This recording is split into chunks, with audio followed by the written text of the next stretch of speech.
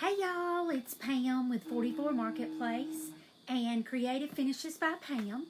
And I am going to chat with you guys tonight about proper prep before you paint. I guess great minds think alike. I just saw that Christina was on here a little while ago talking about Dixie Belle White Lightning. And that's part of my conversation tonight, but that's not my whole dealio tonight. I'm the moderator of several of the boards that you guys comment on, especially to do with Dixie Belle. Hey, Jessica. Hey, everybody. Hey, Lisa. And something that I see over and over and over again is concerns about finishes staying, what people need to do to accomplish finishes. And the other day I even saw something that just really hurt my heart about how hard Dixie Belle is to use, and the girl wasn't going to use it anymore because she had a bad experience. So tonight what we're going to do is, normally I paint. I don't like to just talk to you guys. I would so much rather be painting because this is not really my thing. But I think that you guys are getting caught up in advice from people that don't have any more experience than you do. So I'm going to speak to you. Hey, Lisa. Hey, Heidi. I want to give you guys some advice from somebody who does this for a living, has done this for a living for 5 years, and I literally paint with Dixie Belle Paint every single day, 7 days a week, okay? So when I tell you it's easy peasy, my whole life used to be computers and such as that. I've done lots of different things. This is such an easy thing to do. You don't need to, some of you are making it harder than you really have to. So we're going to start at the beginning, and we're going to have a series this week, and we're going to talk about proper prep. I think a lot of people think when you say no prep, they take that literally. If I tell you to drop dead, I'm not saying I really want you to die. It's not meant like that. Well, when you say that no prep is needed, it means no prep like you used to have to do. You don't have to sand, you don't have to prime. There's a lot of things that you don't have to do to get a great finish. And I'm going to tell you something that just happened to me. For example, I'm very secure in my finishes, okay? And I'm not saying that to be pompous. I'm just saying I know when I put the paint on, I don't have to worry about it because I know how it's going to react. If there's something that can go wrong, some anomaly, it's happened to me already. I assure you, it's happened to me already. So, I have a designer friend who I do a lot of work for, and she had a customer who ordered in a bedroom suit, and they could get the pieces, but the dresser came in white. They wanted it black. Well, caviar, as you know, darker colors, a lot of people complain about having to work with those, especially the top coat and everything like that. So the dresser was massive. It was 60 by 48 by 24 or something. It was a huge dresser. And I painted this behemoth on Sunday from start to finish. Cleaned it and everything, painted it. And as you guys know that follow me, I had a sick dog yesterday. So I have men who move furniture for me. And when they pick it up and move it, they wrap it in like saran wrap. Okay, they shrink wrap it so that the drawers don't come out. And they pick it up with lifting straps. Now, I don't know about y'all, but I have enough confidence in the finishes that I do. Even though I had just did this piece on Sunday, on Monday, I let them shrink wrap my piece of furniture, pick it up with lifting straps, take it to the customers and drop it off. And when I got out of the vet's office, I ran back by there to make sure not one blemish.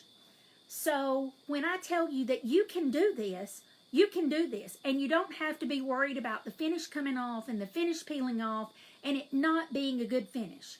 You can do this. I learned to do it long before we had things to fix anomalies. We fixed anomalies. A lot of people think you need Slick Stick or you need Boss. Those are for anomalies. Those are not for commonalities. Some people use them for insurance, but you really don't need it. You really, really don't need those things. Dixie Belle is so easy to use. And I know a couple of the retailers say you can put it on, it doesn't need a top coat. It does not need a top coat. It absolutely doesn't need a top coat. But if you're not going to put a top coat on Dixie Belle paint, it has to cure. And that's the other thing. A lot of people don't understand that there's a huge difference in the dry time and the cure time. This piece that I had delivered, I had no worries about it being wrapped in shrink wrap or picked up with straps, okay? I had no worries about that. But I made sure that both my designer friend and her customer understands this paint still needs to cure. It needs to cure for 30 days before you go dragging something across the top of it or sit a 300-pound lamp in the middle of it. It really has to have time to cure. So that's what I want to make sure that you guys understand. The first thing you have to do, regardless of what you're doing to a piece, is prepare it properly. It doesn't have to be sanded in most cases, and it doesn't have to be primed, but it has got to be cleaned properly. Dixie Belle makes a product. It's a granular product called White Lightning. You mix 2 heaping tablespoons in a gallon of warm water. I always say warm water because it dissolves. You need it to dissolve. Then I put it in a spray bottle, spray it on, and wipe it off. Now, Dixie Belle recommends that you spray some water on there and you rinse off the residue. I'm telling y'all, do as I say, not as I do, because I'll be honest. There's lots of pieces I don't rinse off, okay? I wipe it down and I'm done.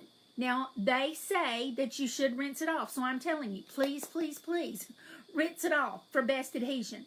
But I'm also telling you that if you have a really, really, really, really slick surface, we're talking black lacquer slick, maybe you're going to want to take a sanding sponge and scuff it a little to let it get a tooth.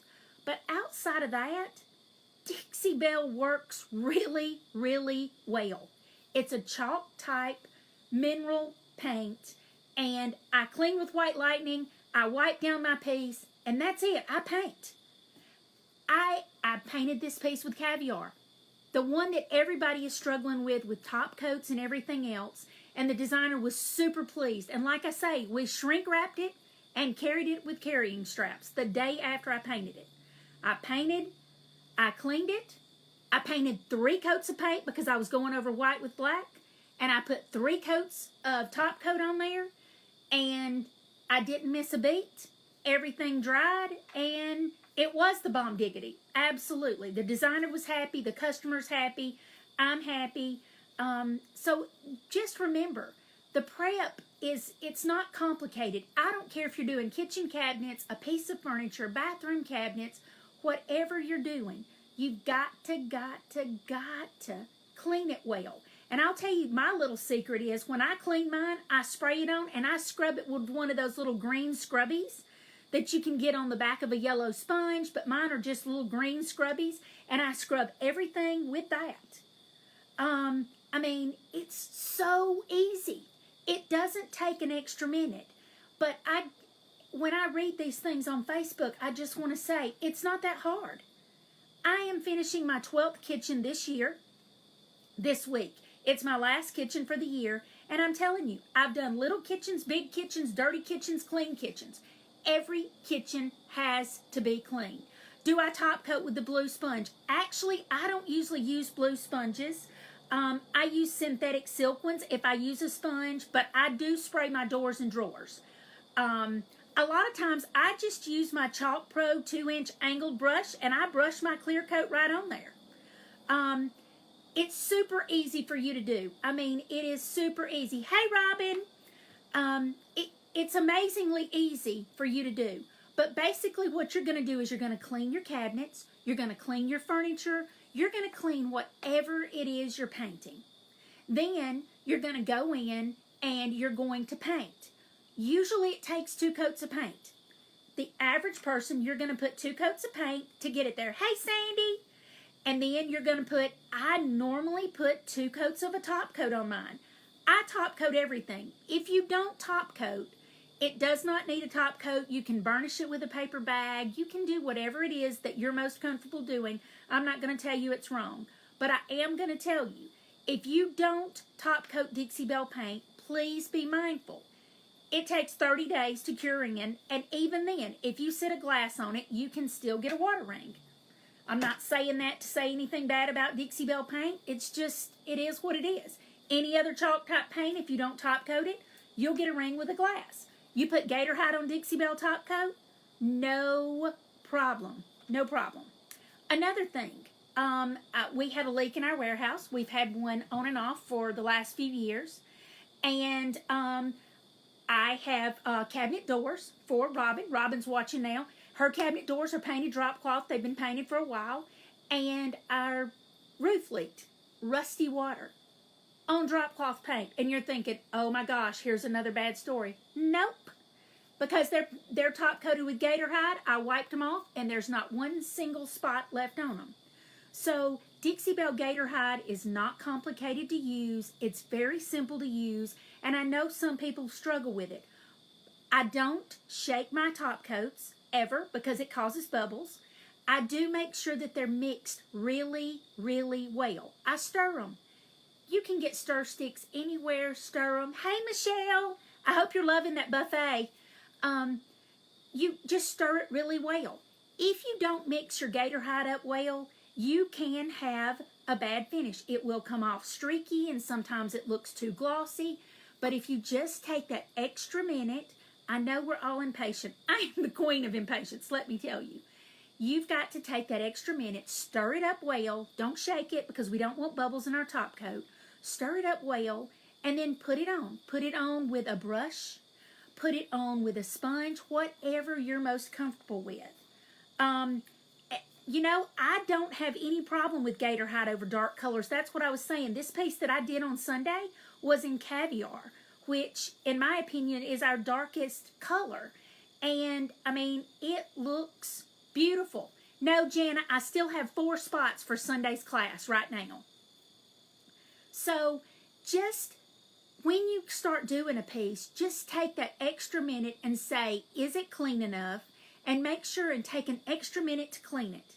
Then put your paint on there and don't make it be a rushed thing. Enjoy it. It's supposed to be relaxing. It's very, very, very easy. So it's really something that you don't really have to think about. And it hurts my heart because I would like to help everybody. In fact, my customers know if you live close to me and you're having that big a problem that you want to post things on the Dixie Belle page or the Chalk Mineral Enthusiast page or whatever, bring it to my shop. Let me help you with it because I'm telling you, it's so easy that it shouldn't be causing the stress. I don't care if you're doing your kitchen cabinets, your bathroom cabinets, your grandmother's wardrobe. It is so easy. It doesn't require a top coat, but I do top coat everything because I do it for a living. I do it professionally. I do it every single day. And it's so much fun. I mean, I'm blessed that I get to have this as my job. And that's why I want everybody to understand how easy it is to use. Clean, paint, top coat. That's simple. And usually, if I want to enhance my finish, I still clean, I paint, I top coat, and then I add to my finish because I like to protect that coat of paint that I've put on there. You know, I really like to lay down a good layer of paint, and if I'm going to blend, then I don't top coat. But if I'm not going to blend, I'm going to put on me a top coat, and then I'm going to add my glaze and my gilding wax. And you know me, a lot is a lot. I really like more is great with me. So I just wanted to go on here tonight and see if anybody has any questions because I really, I was very, very, very busy last week with our open house. And that's why I told you I can't do a membership group. And then I have a sick dog. So I didn't get to go live last night. But I do want to make sure everybody understands. If you have a question, please send me a private message. I don't mind looking at pictures. I don't mind helping you get through a tough time. And I think some people look at something and get frustrated and start sanding paint off and taking paint away before we really figure out what's going on. I think you get frustrated and pull it off before you need to. Another thing, when you're putting hardware back on freshly painted furniture, be careful, okay? If your screwdriver slips, which it's happened to every one of us, me included, it's going to go down to the bare wood sometimes. But that does not mean there's something wrong with your coat of paint. That means that you have recently painted your piece with either a water-based product or even an oil-based product. Oil-based products takes at least 14 days to cure in. So if your screwdriver slips on oil-based product, guess what? You're probably going to go to bare wood then too. So I just want everybody to, I feel like I sound like a crazy person, but I just want everybody to just don't be in such a hurry to sand your paint off or paint over it or whatever. When I'm doing it, yes, I do top coat and then I glaze. Because if you start glazing over a chalk type paint, whether it's Dixie Belle or any other kind of paint, it's grabby because it's chalk based. But if you'll clear coat, then you've got a slick surface to glaze on because it's so much easier to add more glaze than to take glaze away. So that's why I'm telling you, I do it whether I'm going to use wax as an accent, gilding wax, glaze, whatever. Now, I'm not telling you that's the only way to do it. I'm telling you, 5 years of experience, this is the way I do it. Okay? This is, I enjoy doing it. Oh, my dog has a bacterial infection, so that's, we had a long day yesterday and last night, but she is, her attitude is very subdued, which is not like her, but she seems a lot better today, especially this evening. So we got to take another dose of medicine and we'll see where it goes. I do appreciate all the messages about the dog. I am actually going to paint in a kitchen tomorrow, so I feel that good about things that I feel like she's on the mend enough that I can leave the house. But I do want you guys to just be mindful when you're doing a piece of furniture. People have asked me before, have you ever just stopped and started over? No. I haven't gone back and sanded off all the paint and started over. None of that. I mean, I know maybe some people do, but why would I do that? I prep my piece, and then I paint, and then if I want to do something else, then I add to it, and I add to it. And do I? Yes, I do. I top coat my entire piece. Now, if I'm spraying a piece and I've got gator hide in the gun, I'm a lazy girl. I'll be the first one to tell you, I spray the whole piece in gator hide. But if I've got satin clear coat in there, I'll spray the entire piece with satin clear coat and then go back over the horizontal surface with gator hide. I like my horizontal surfaces to have gator hide because when my girls were growing up, those two would sit a glass on anything and let it sweat. So I don't want my customers' pieces to be circled. So I'm kind of a gator hide fanatic. And I know a lot of people got complaints about it and they say it's streaky or whatever. If it's streaky at all, add a couple of drops of your dark color in there. But I'm going to tell you, if you'll just take your time, take a deep breath, stir, stir, stir, and then apply it. Soft, even strokes, side to side or with the grain, whatever's best. Just make sure you want to use the same amount of pressure and even strokes. I know, Sandy, I felt so bad for you. I really do. And I think sometimes when you ask questions of people, they are genuinely trying to help you. They really, really are. But some of them that are answering you, they don't have a whole lot more experience than you do, and they're giving you advice from their experience. And sometimes they've had a different experience than those of us who do it all the time. And I'm telling you, girl, if anything can go wrong, it's gone wrong with me. Gone completely wrong with me. Because I am one of those people that if it can go sideways, it goes sideways with me. Do I recommend a sprayer? Yes. I use an Earlex 5500 spray station.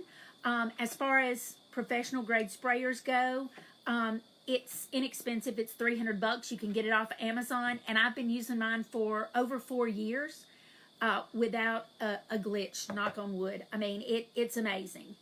How long do I let gator hide dry between coats? That is a good question, because I put a fan on mine, and as soon as mine is dry, I go back over it.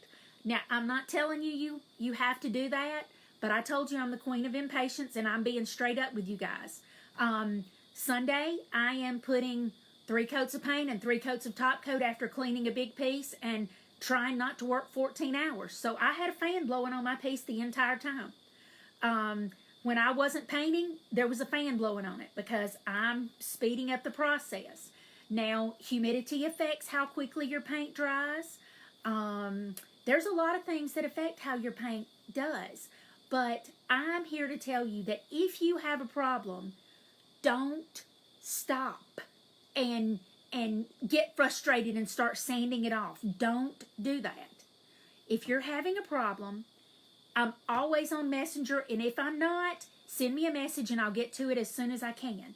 But don't just get mad and start sanding the finish off because there's a scuff or something like that. Cure times are very important. 30 days is what it takes for water-based products to completely cure in. And keep in mind, cure time is a big deal. Even dry time. You think, on Sunday, I put 6 coats of a water-based product onto a piece of furniture. And I was so sure about it on Monday that I let them shrink wrap it. So when I tell you it can be done, it can be done. But you have to do things in the proper order and take the proper time to do it. That's all I want you to understand. If you make a boo-boo or you make a blemish or something, don't think you need to sand down that whole piece or whatever. Stop. Take a deep breath and go drink a glass of tea. That's how I deal with it. Then, once you think about it a minute, take a little artist brush, fill in that little bit, let it all dry, and then if need be, go back over that door again or whatever. But don't sand the whole thing down. There's no reason to start over.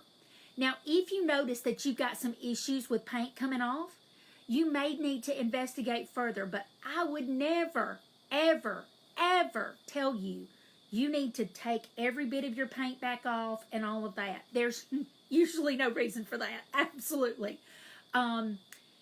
If there was something you needed to address before you began painting. Because if you've already got a finish that's flaking away, you know that. If you've got a finish that's flaking away, then you need to sand it off and you need to get a good base to start from. That's all I'm saying.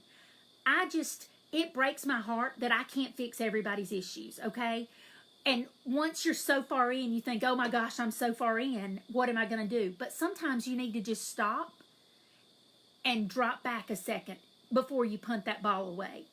There's so many of us out here that do it for a living. We're happy to help you. Lisa Harrison in Alabama, Tracy in South Carolina, Sandy out in New Mexico, Ellen in North Carolina. I mean, there's a lot of my friends that would be happy to answer any of your questions, and they have enough experience. They're going to give you great advice, okay? They're not going to give you advice based on 6 pieces of furniture or 3 pieces of furniture or 2 pieces of furniture or 1 set of kitchen cabinets. My friend Diane down in Florida, she just finished a set of kitchen cabinets, and she is the transfer queen. So if you got questions about that, I'm not your girl. But that's why I want you to reach out to the people that I know have the experience to help you and listen to what they have to say. I'm not saying don't post it on the boards or things like that. I'm just saying I see some people get off on the wrong path because they've taken advice from everybody on a board. And sometimes it's overwhelming, especially for a newbie. So going forward, if you have questions, there's a bunch of us that are happy to help you. Now, we probably know the most about Dixie Belle, but I don't mind. If I can help you with Annie Sloan or DIY or whatever, a lot of it behaves the same way. So if I can help you, you reach out to me. Private message me. My cell phone number is floating around half of everywhere. I think the free world has it. I do text messages. We do pictures, whatever needs to be. If you have a local retailer, great. Reach out to them because odds are they can help you. And if they can't, you tell them to reach out to me and I'll put you in touch with whatever you need. So if you have questions, hit me up. I'm happy to be your local retailer if you need it, but if you have got a local retailer, you need to utilize them because they are your most valuable asset. And if they have questions, there's so many people they can call. So just be mindful. Most of the time, you don't need problem solvers like Boss and Slick Stick. Most of the time, all you need is White Lightning, Dixie Belle Paint, and a top coat. Okay? So with that, I'm going to sign off because I got to go give medicine. And I can't wait to see you guys, hopefully, tomorrow night. And we are going to talk some more about paint. Thanks for watching, and y'all have a great evening.